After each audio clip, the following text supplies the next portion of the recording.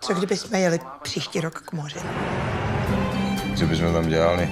Milovali se. Jo, co blbneš? Přivedl jsem vám tady novou posilu, Lucie Martinez. Lucie?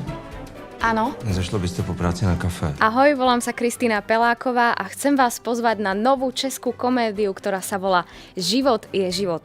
V hlavných úlohách hrá Ondřej Vetchy, Simona Stašová a ďalší ako Tereza Vožišková, Miroslav Táborský.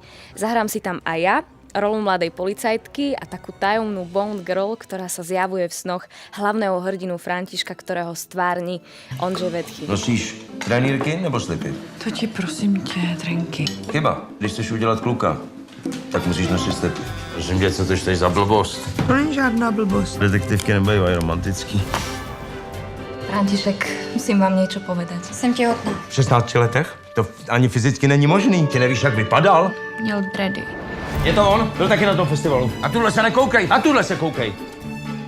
Ty jsi opravdu opožděný. Co je? Co zase máte? Dneska je středa. K tejto komédii som naspievala aj titulnú pieseň, jej názov je Number One, no a ja sa už na vás teším aj vo vašom kine už od 21.